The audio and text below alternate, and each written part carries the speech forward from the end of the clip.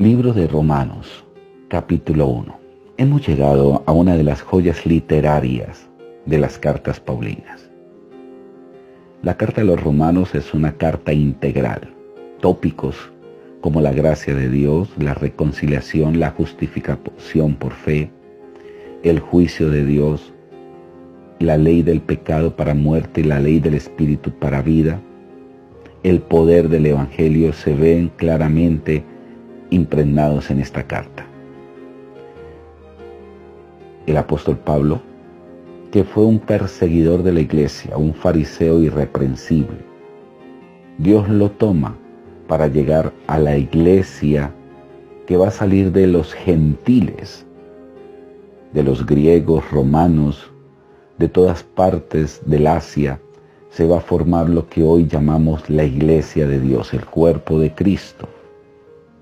Esta carta debemos de estudiarla minuciosamente. Es una carta magnífica. Vamos a notar algo. ¿Cómo es la plenitud del Evangelio de Jesús a través de estas cartas paulinas? Donde se van a constituir tres pilares, bases fundamentales. La primera va a ser la gracia de Dios. Somos salvos por gracia y no por obras.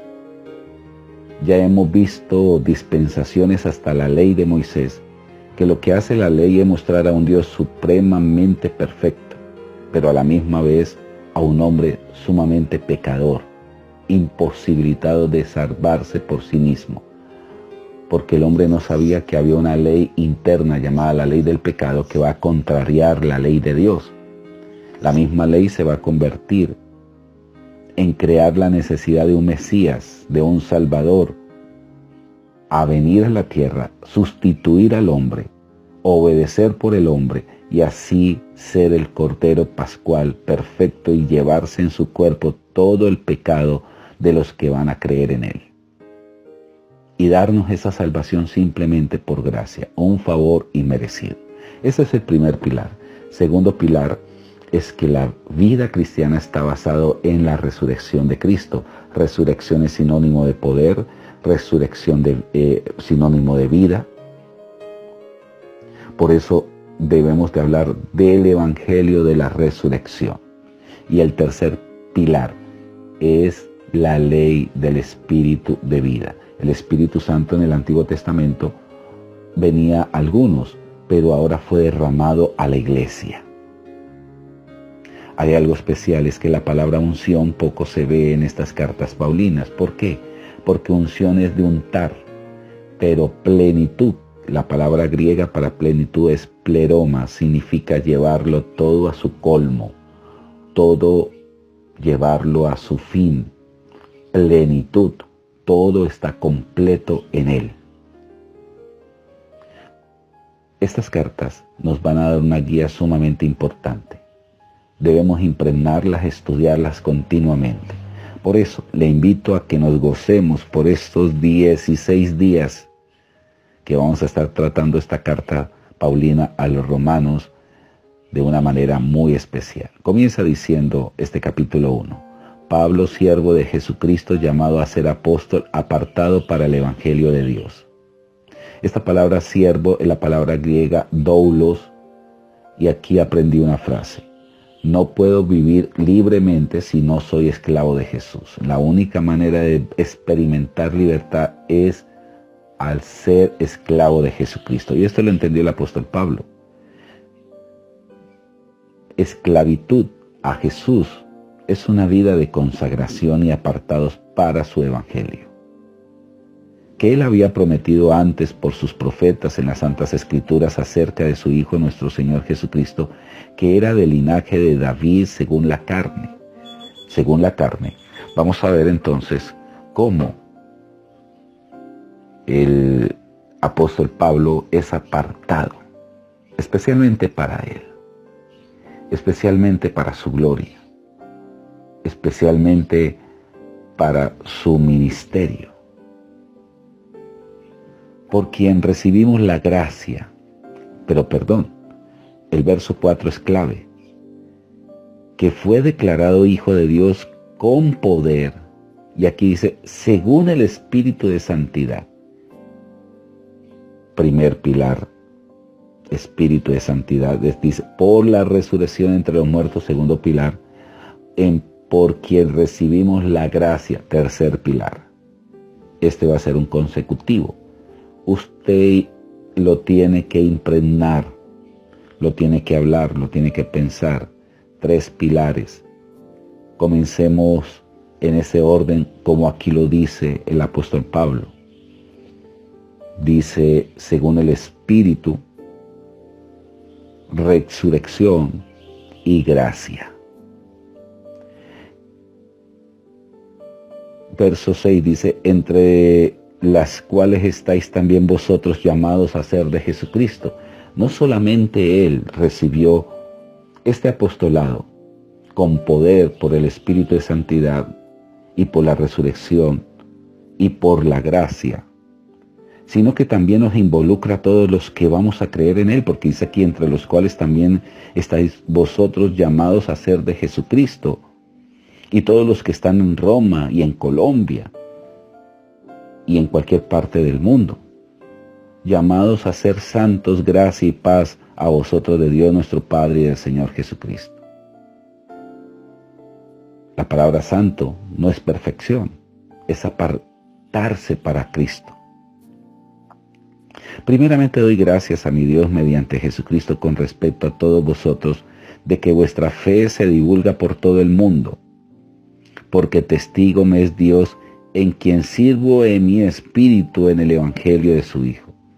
La única manera de ser eficaces ministerialmente sirviendo en el Espíritu. La Biblia dice, oración en el Espíritu, los dones del Espíritu, el fruto del Espíritu. Por eso el Espíritu Santo se convierte en el pilar más fundamental en la vida cristiana.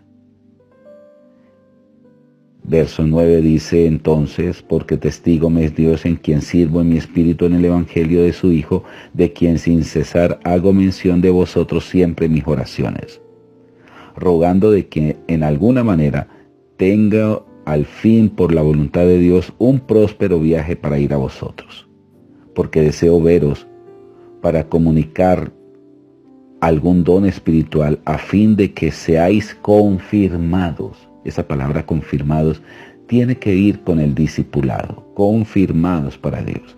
Esto es para ser mutuamente confortados por la fe que no es común a vosotros ni a mí. Pero no quiero, hermanos, que ignoréis que muchas veces me he propuesto ir a vosotros. Ahora, no fue Pablo el que fundó la iglesia en Roma, pero fue un propósito de Dios, de que a Pablo se le persiguiera en Jerusalén y él apelara al César para establecerlo en Roma por 2 años, donde se iba a formar un ministerio sumamente poderoso. Dice aquí, pero no quiero, hermanos, que ignoréis que muchas veces me he propuesto ir a vosotros, pero hasta ahora he sido estorbado, para tener también entre vosotros algún fruto, como entre los demás gentiles.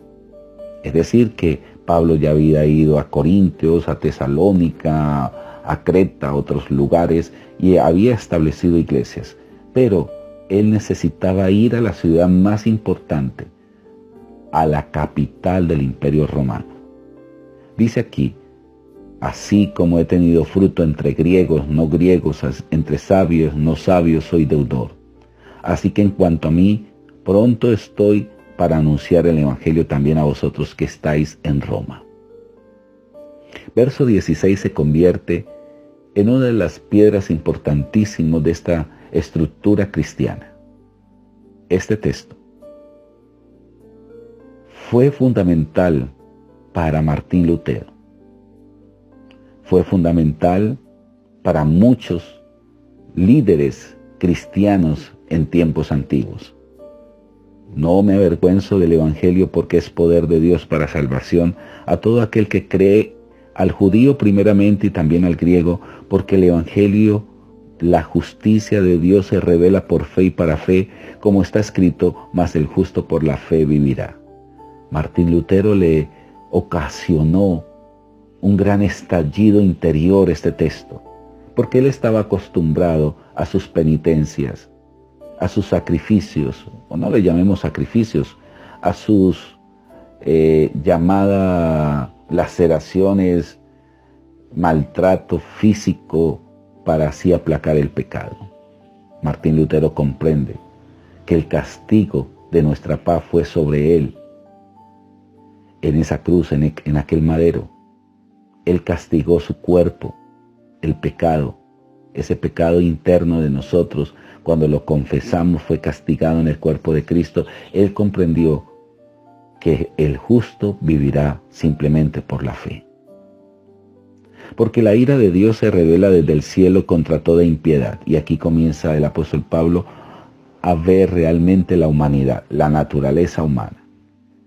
Y cómo la ira de Dios se ve evidenciado en la misma ley. La ley no es otra cosa sino la ira santa de Dios. Juicio sobre el pecado y sobre el pecador. Y a ese pecado le llama impiedad, injusticia. Dice aquí que detienen con injusticia la verdad, porque lo que de Dios se conoce le es manifiesto, pues Dios se lo manifestó, porque las cosas invisibles de Él, su eterno poder y deidad, se hacen claramente visibles desde la creación del mundo, siendo entendidas por medio de las cosas hechas, de modo que no tiene excusas.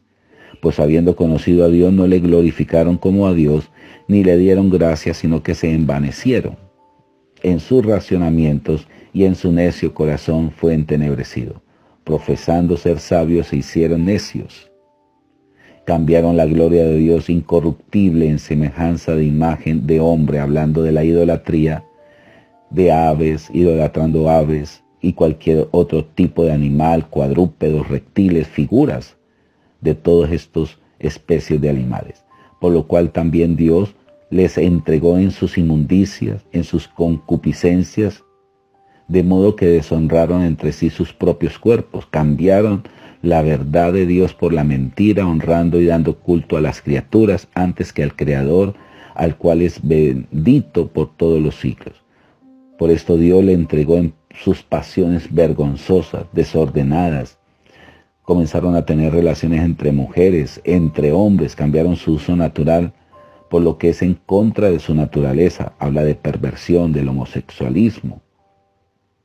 Hoy en día el tema homosexual es bastante complejo, pero bajo la óptica bíblica es un pecado como el adulterio, como la fornicación.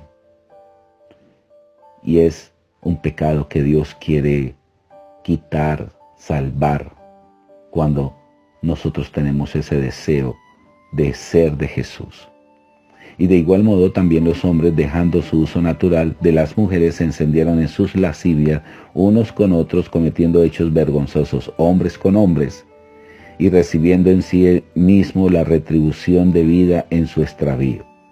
Y como ellos no aprobaron tener en cuenta a Dios, Dios los entregó a una mente reprobada para hacer cosas que no convienen. En otras palabras, Dios les endurece más el corazón para que sigan viviendo esa vileza, esa perversión. Por eso dice en el verso 29, estando atestados de toda injusticia, fornicación, perversidad, avaricia, maldad, llenos de envidia, homicidios, contiendas, engaños, malignidades, murmuradores, detractores, aborrecedores de Dios, injuriosos, soberbios, altivos, inventores de males, desobedientes a los padres, necios, desleales, sin afecto natural, implacables, sin misericordia, quien habiendo entendido el juicio de Dios, que los que practican tales cosas son dignos de muerte, no solo las hacen, sino que también se complacen con los que las practican.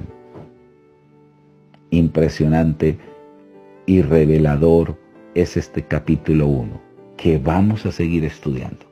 Amigo y amiga, que tengan todos ustedes un feliz día. Hasta mañana.